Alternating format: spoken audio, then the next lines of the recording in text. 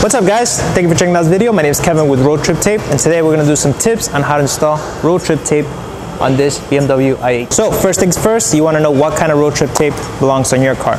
So in this case, we're actually going to be using both of them. We have the regular strength, which is this one, and the extra strength, which is this one. The only difference is this one has a little bit more adhesive.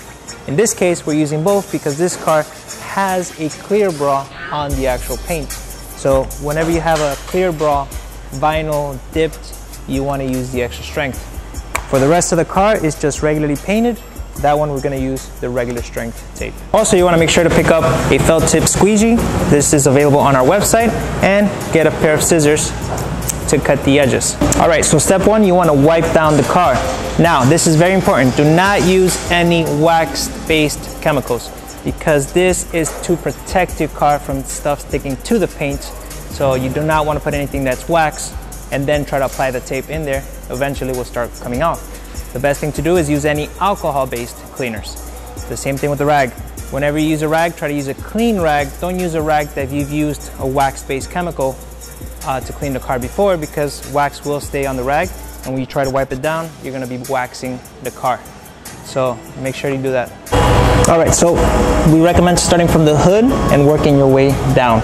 When you do the hood, do not let any tape hang out of the hood. So what you do is just maybe 1/8 or 1/4 of an inch from the edge. That's where you'll start applying the tape. The reason being is if you let it hang over the edge, the tape will eventually start coming off depending on how far you're driving, how fast you're driving, and then it just takes one piece to start lifting, and then the rest will just follow.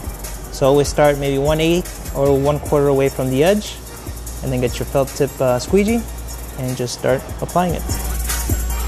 So the same thing when you finish on the edge, try to finish 1/8 of an inch or 1/4 inch before the edge. Once you get to the edge, use your scissors, and like I said, 1/8 of an inch or 1/4 of an inch before the edge, and then just trim this like so.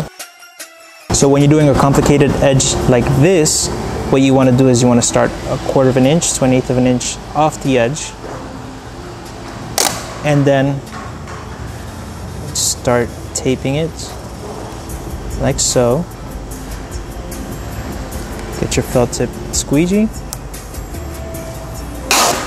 and put it on. Now, one thing you don't want to do here is stretch the tape and then apply it, because what happens is when you stretch it, with time the tape is going to want to go back to its original form, and then that's going to cause lift.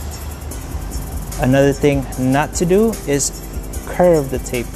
So in this case, if you want to do all straight lines, because if you try to bring it down like so, it's going to hold on for a few minutes, but on the trip, depending how far it is, how many hours it is, how fast you're going, this is going to start lifting up again.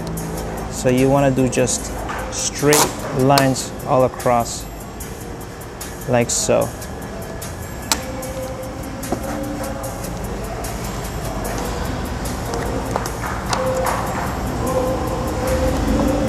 Once you get to a complicated piece like this, where you have a few angles, what you want to do is you want to get a pair of scissors and then just trim it. Once you trim it, then you can fold this one, make this one straight, and then this one will curve into like so. So in this case, you have a rivet or a screw from the wide body kit. If you put it in here and tuck it away, it might hold on for a few miles. But with time, this is going to lift up and cause the tape to lift. So my recommendation is just to cut around it like so. That way is right on the edge, and you don't have anything flapping over and lifting with time. This edge, the same thing. You see how it's coming off like so. If you tape it down, it's going to hold on for a bit, but with time, it's going to start lifting, and with speed, it's just going to keep lifting. So just to play it safe, grab it and just trim around the edge like so. Now, another thing you don't want to do, you don't want to rip it. Let's say you want to rip this. The tape is very flexible and stretches, as you can see. You see how it stretches? You do not want to rip it with your hands, because what happens is now you stretch the tape. When you apply it back on, with time it's going to go back to its original form. That's going to cause to lift, and then with speed it's going to cause the whole tape to lift. So always use scissors. So now what we're going to do is we're going to wrap on over an uneven surface. So when you have something like this, do not just go over the emblem, because now you're leaving this untucked, and then air is going to go in through here, and with time and miles this is going to lift your car up.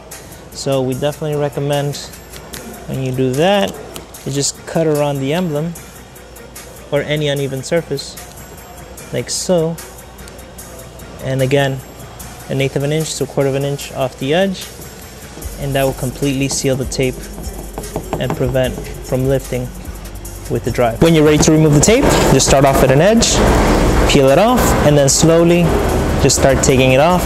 What you don't want to do is just yank the tape, because you can affect the paint or wrap or anything that's on the vehicle. Best bet is just do it slowly, carefully, and it should come out just like that. No residue behind. Nice clean car. So a few more tips. Make sure the car is completely dry before installing the tape. Make sure there's no moisture in the air or it's not humid, because water will get trapped or moisture will get trapped between the tape. And then of course every car is different. Every car has a different shape. So if you think you can get away with it and you see it kind of lifting a little bit, might as well just do it in 2 sections, and always keep your line straight. That prevents your car from lifting and damaging it at the end.